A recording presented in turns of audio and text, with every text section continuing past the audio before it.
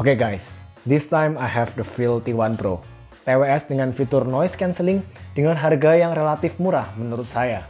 Murah dalam tanda kutip. Dan saya sudah rutin pakai TWS ini selama 2 bulan terakhir. TWS ini rutin saya pakai ketika olahraga, cuma belum sempat saya review aja. Disclaimer aja, TWS ini belum dijual secara resmi di Indonesia. In fact, TWS ini baru dijual secara resmi di negara asalnya, di China. Tapi saya bisa dapetin TWS ini ketika beli dari salah satu seller di salah satu marketplace di Indonesia dengan harga 1,1 juta rupiah. Saya akan kasih link pembeliannya di description di bawah video. Bukan sponsor, bukan affiliate link. Saya nggak dapet profit apa-apa dari link yang saya provide ini. In fact, ketika saya beli TWS ini dari sellernya pasti nggak tahu sih kalau TWS ini saya beli untuk saya review. Tapi alasan kenapa saya kasih rekomendasi ke seller ini, karena setelah saya cari tahu, ternyata seller ini memang sudah berpengalaman mensuplai produk-produk Feel di Indonesia. Dan dia juga ngasih garansi relatif paling lama dibandingkan dengan toko-toko lainnya yang juga menjual produk-produk Feel yang saya tahu. Oke, langsung ke TWS-nya sendiri. Feel T1 Pro ini adalah seri flagship dari Feel. Kalau kalian tahu, dia punya dua adik, namanya Feel T1X dan Feel T1XS. Dua TWS tadi memang lebih murah secara harganya dibandingkan Feel T1 Pro, tapi di dua TWS tersebut belum ada fitur noise cancelling seperti di Feel T1 Pro. Untuk kelengkapan di boxnya cukup generous. Ada TWS-nya sendiri dengan charging case, kabel chargingnya juga sudah USB Type-C, ada juga berbagai macam opsi ear tips ukuran large, medium, small, dan extra small. Dan juga ada earwings 3 macam ukuran. Yes, ada earwings juga di sini. Bakal lebih solid di kuping nanti. Ada kartu garansi dan buku panduan juga. Apakah worth it untuk spend duit sejuta untuk TWS seperti ini? Sebelum itu, kita mulai dulu aja reviewnya guys.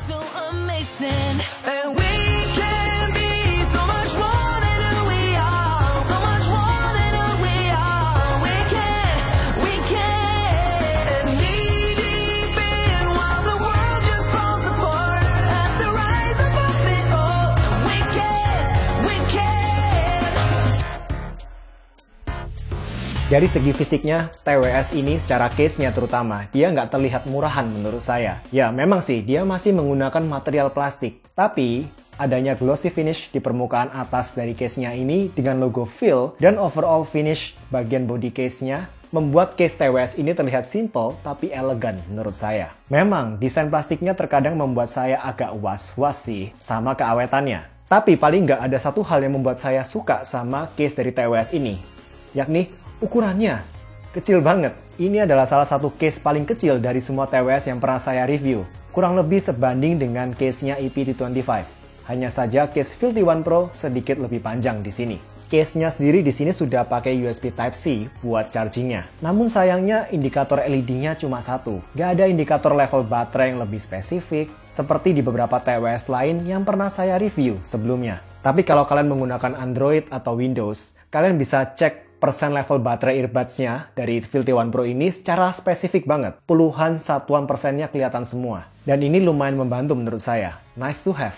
Beralih ke earbuds-nya sendiri, saya bisa ensure ke kalian kalau TWS ini stabil banget di kuping. Terutama karena memang beratnya yang tergolong ringan. Ukurannya yang cukup kecil dan dilengkapi dengan earwing ini, membantu Feel T1 Pro sangat-sangat stabil. Bahkan berani saya bilang, di antara semua TWS-TWS yang pernah saya review sebelumnya, ini adalah TWS yang paling stabil, paling nyaman juga secara fit dan comfortnya. Earbuds-nya sendiri juga cukup slim dan low profile. Nggak sampai menjorok keluar dari kuping saya yang udah termasuk kecil ini guys. Lebih low profile tentunya dibandingkan Soundpeach True Engine 3 SE. Dan sebelum kalian pakai earbuds-nya, disaranin banget buat download app Feel. Dan karena TWS ini sebenarnya belum ada versi global atau versi Indonya, praktis app-nya pun masih pakai bahasa Chinese. Tapi jangan khawatir, karena beberapa seller di marketplace bakal kasih penjelasan ke kalian dan juga terjemahan dari menu-menu yang ada di app Feel T1 Pro ini. Dan juga tentang peraturan garansinya. Pengaturan di dalam app-nya pun sangat lengkap ini. Di sini kalian bisa atur transparency mode atau ANC secara manual. Berkaitan dengan latency-nya ada 3 mode di sini,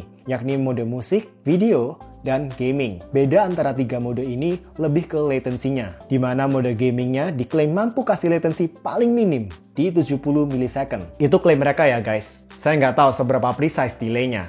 Meskipun dalam pemakaian saya sehari-hari pun, saya nggak notice ada begitu beda delay antara mode 1 dengan mode yang lainnya. Di app-nya ini, kalian juga dikasih fitur untuk pengaturan equalizer secara detail. Ada banyak range frekuensi yang disediakan bagi kalian yang memang suka otak-atik equalizer.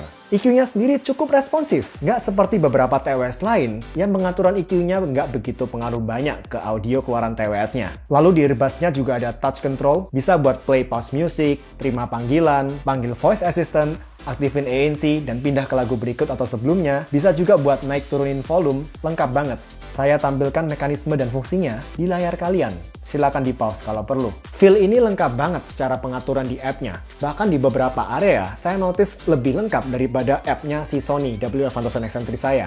So overall, good job Phil, saya salut bisa kasih app support yang selengkap itu. Sekarang tinggal kita tunggu aja kapan versi global dari app-nya ini bisa dirilis. Karena sampai saat ini kita masih ke-stuck sama app yang bahasa Chinese. Phil T1 Pro ini juga sudah IPX5 rating. So, dia tahan terhadap low pressure water jet spray, siraman atau cipratan air dari segala arah in general. Sudah saya confirm sendiri setelah saya tes sendiri water resistant capability-nya, Phil T1 Pro saya masih aman-aman aja, masih bisa saya pakai dengan normal sampai sekarang. Sekarang, berpindah ke baterainya. Phil mengklaim T1 Pro ini mampu bertahan memainkan musik selama 6,5 jam pemutaran musik non-stop dengan mode ANC menyala. Dan klaim tersebut termasuk menengah ke atas untuk TWS dengan fitur Active Noise Cancelling dibandingkan para kompetitor-kompetitornya. Lalu dengan charging case, dia bisa provide ekstra 5 kali full recharge. Jadi kalau ditotal sama case-nya, bisa kasih playtime hingga 32 jam non-stop dengan mode ANC menyala. Sedangkan berdasarkan hasil tes baterai yang saya lakukan ketika saya memakai Phil T1 Pro ini untuk memutar musik dengan volume 50%, dengan mode ANC menyala juga, Phil T1 Pro mampu bertahan memainkan musik selama, untuk earbuds kiri, dia bisa bertahan selama 6 jam 20 menit. Sedangkan earbuds kanan bisa bertahan selama 6 jam 42 menit. So, it's a bit strange. Earbuds kanan bisa bertahan lebih lama daripada earbuds kiri. Tapi selisihnya sekitar 20 menit lah. Nggak tahu itu besar atau kecil menurut kalian. Tapi keep in mind aja. Saya udah coba tes berkali-kali pun dan hasilnya sama. Earbuds kanan bertahan lebih lama daripada earbuds kiri. Bluetooth di Phil T1 Pro ini juga sudah menggunakan versi 5.2. Yang mana itu teknologi Bluetooth paling baru yang diklaim paling efisien juga bila dibandingkan dengan seri-seri Bluetooth sebelumnya. Dan dengan Bluetooth 5.2 ini, di tempat terbuka saya bisa berjalan memakai earbuds ini menjauhi source audio saya, yakni HP saya di sini, sejauh 48 meter. Sebelum Bluetooth mulai mengalami gangguan sinyal. Dan jarak 48 meter ini termasuk bagus menurut saya di kalangan TWS-TWS yang pernah saya review sebelumnya. Phil T1 Pro ini juga belum support multi-pairing dan multi-device connection, so TWS ini hanya bisa dikoneksikan dengan satu perangkat saja di saat yang bersamaan. Dan kalau mau berpindah perangkat, TWS harus di-disconnect terlebih dahulu dari perangkat yang pertama, baru kemudian bisa dikoneksikan dengan perangkat yang baru. Untuk streaming video, fine-fine aja, aman-aman aja. Saya nggak notice ada delay, baik ketika saya tes di YouTube maupun Netflix, baik di Android saya maupun di iPad saya. Untuk kodeknya sendiri, Phil T1 Pro sayangnya baru mensupport kodek SBC dan AAC. Ya, saya sangat menyayangkan absennya kodek aptX di sini, yang tentunya bakal berguna buat para pengguna Android. Karena kompresi AAC di Android itu masih nggak sebagus kompresi AAC di Apple devices, kayak iPhone, iPad, atau Mac. Next up, sama seperti banyak TWS-TWS lainnya, terutama yang dari China kalau saya amatin, Phil T1 Pro ini juga telah support ENC, yang intinya sih berguna buat bantu ngurangin background noise ketika dipakai buat call. Apakah memang sebagus itu? Kita akan dengerin call sample berikut ini. Yuk. Tes 1, 2, 3. Tes 1, 2, 3. Dan ini adalah hasil perekaman call ketika saya call menggunakan mikrofon dari iPad saya. Dan sekarang kita akan berpindah ke Phil T1 Pro. 3, 2, 1. Tes 1, 2, 3. Tes 1, 2, 3. Dan ini adalah hasil perekaman call quality sample menggunakan Phil T1 Pro di situasi yang cukup sunyi. Saat ini saya berada di dalam kamar saya. Sebentar lagi kita akan pindah ke situasi yang lebih ramai untuk menguji lebih jauh kualitas mikrofon dari Phil T1 Pro ini.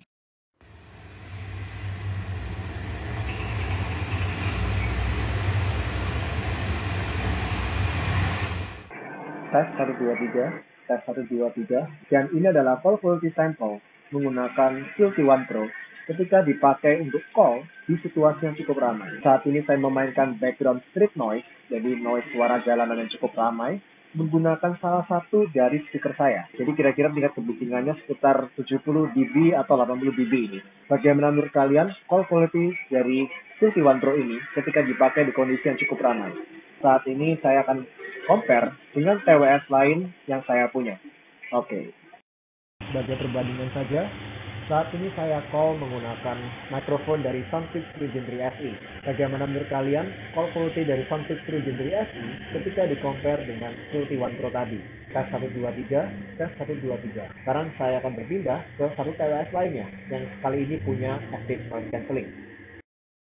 Tes 123, dan ini adalah call quality sample menggunakan TWS Sony WF-1000XM3 ketika dipakai di kondisi yang sama persis seperti di dua TWS sebelumnya, di mana saya memplay music street noise menggunakan salah satu dari speaker saya. Bagaimana menurut kalian call quality dari Filthy One Pro ketika dibandingkan dengan call quality Sony WF-1000XM3 yang harganya 2,5 sampai 3 kali lipat lebih mahal? Oke, sekarang kita akan kembali ke video review guys.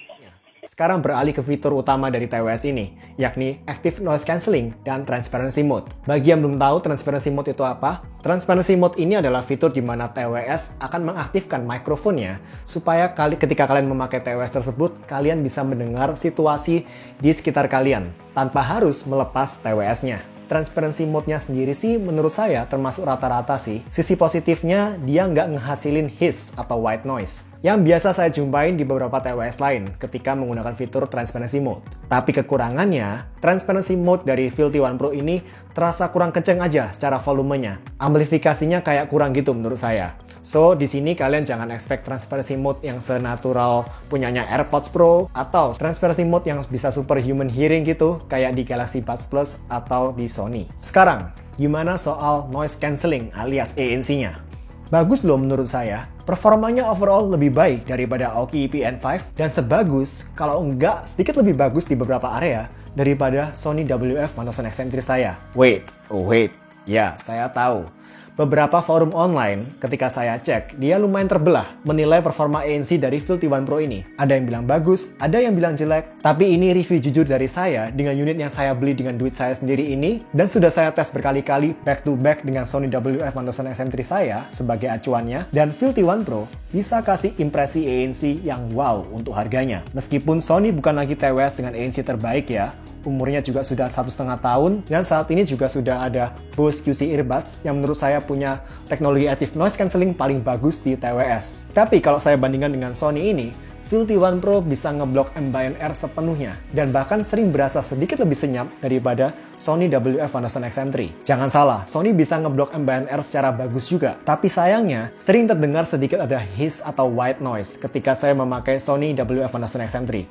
Nggak selalu, tapi sering terjadi. Dan hal inilah yang saya rasa membuat ANC dari Sony ini nggak berasa sesenyap di Filthy One Pro dalam hal pengurangan ambient noise. Filthy One Pro nggak pernah kasih hiss atau white noise sama sekali. Sedangkan blocking low frequency, dentuman suara mesin kereta api, atau kalau kalian di busway, Filthy One Pro cuma kalah tipis aja dari Sony. Namun kembali lagi, kadang di Sony saya bisa mendengar ada hiss atau white noise. Sedangkan untuk ngepress atau memuffle suara mid frequency, kayak suara orang-orang percakapan di sekitar kita, suara kursi meja yang digeser-geser gitu, Filthy One Pro surprisingly bisa ngasih performa sedikit lebih bagus di sini daripada Sony WF-1000XM3. Sedangkan untuk blocking high frequency noise, kayak suara bising gerinda gergaji mesin gitu yang dari tukang-tukang bangunan contohnya, Sony mungkin sedikit lebih bagus dalam hal meredam suara-suara tersebut. Tapi overall menurut saya dua TWS ini nggak begitu efektif untuk ngeblok high frequency noise. Dan ingat, Filthy One Pro ini harganya 2-3 kali lipat lebih murah daripada Sony WF-1000XM3. So overall,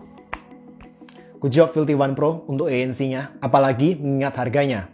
Oh ya, ngomong-ngomong, satu keunggulan lain dari Filthy One Pro ini adalah ketika kita berpindah mode dari ANC ke Transparency Mode, ke mode off, sambil mendengarkan musik kita nggak akan pernah di-pause. Karena hal ini yang saya jumpain di beberapa TWS ANC lain, salah satunya di Sony ini, ketika kita berpindah mode dari ANC ke off, ke Transparency Mode, musiknya bakal nge-pause bentar, mungkin 1 detik gitu.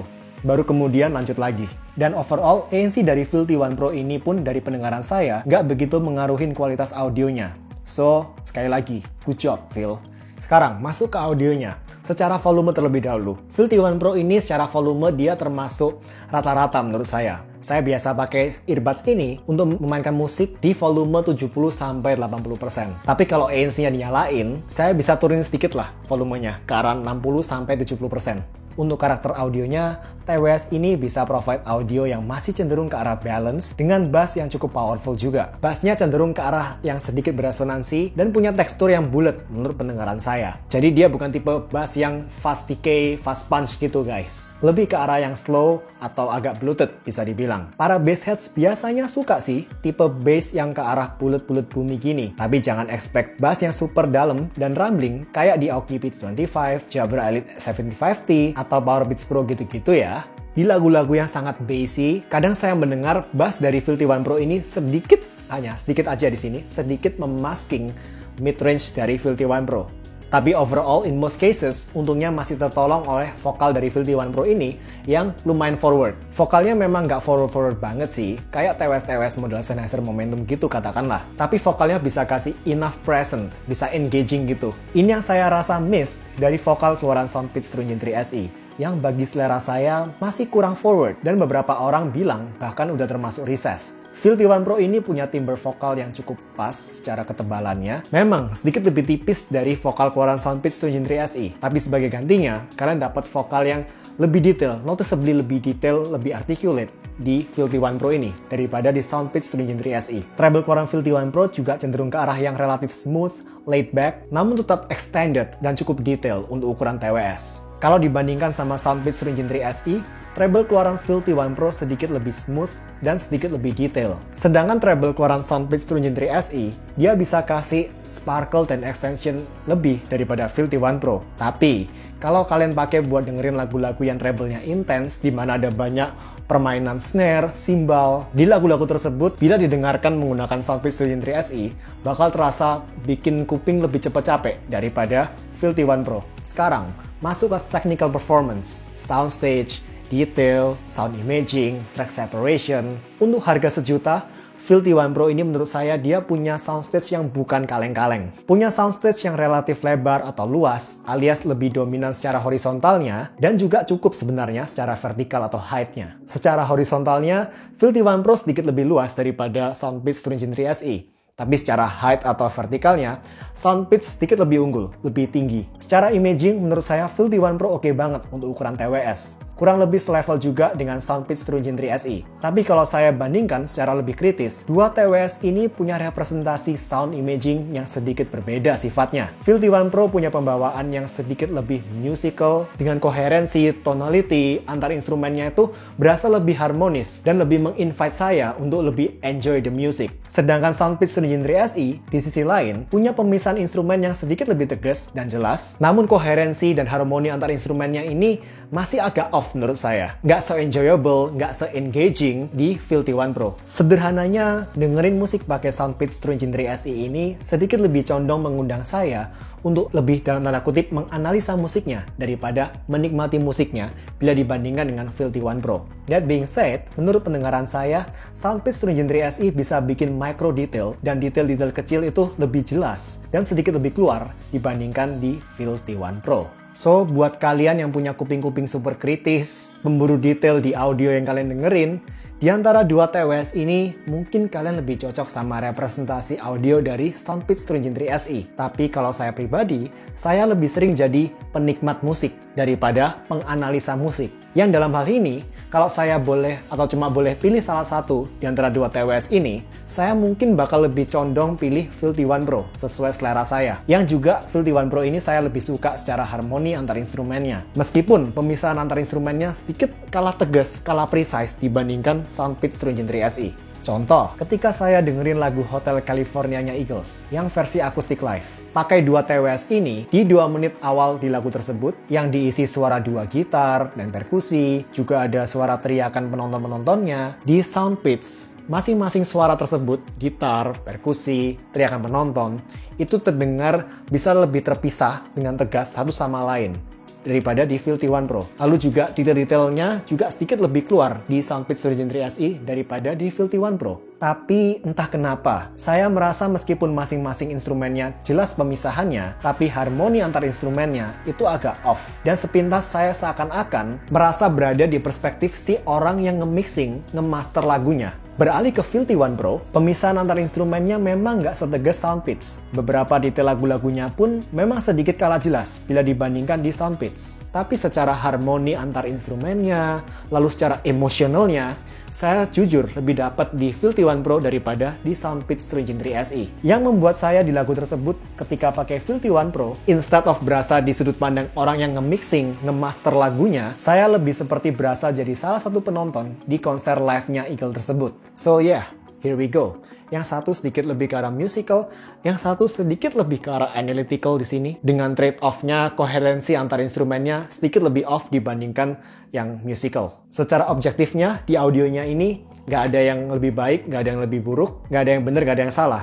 Semua kembali ke selera masing-masing. So overall, ya, saya paham kok. Bagi para budget conscious, TWS ini mungkin sudah out of budget dengan harga 1,1 juta rupiahnya. But, secara feature-wise, secara performance, kalau kalian mau TWS dengan kemampuan ANC yang oke, dicombine dengan audio yang cukup bagus secara technicality maupun musicalnya untuk ukuran TWS, ini mungkin TWS ANC dengan best value for money hingga saat ini yang saya tahu di kalangan TWS budget. Aoki PN5 yang pernah saya review memang punya ANC yang lumayan oke, tapi saya kurang cocok dengan audionya. Dan Filthy One Pro ini akhirnya menutupi kekurangan tersebut dan mempunyai kemampuan ANC yang lebih oke, meskipun dengan harga yang kurang lebih 200-250 ribu rupiah lebih mahal di sini. Adapun hal-hal yang membuat saya berat rekomen Filthy One Pro ini adalah pengaturan app-nya yang masih menggunakan bahasa Chinese, belum ada app versi global sayangnya, dan belum ada distributor resmi di Indonesia. Dan saya akuin, saya paham kok. Masalah distributor ini cukup tricky karena ini kaitannya dengan garansi. But, kalau kalian nggak masalah dengan hal-hal tersebut,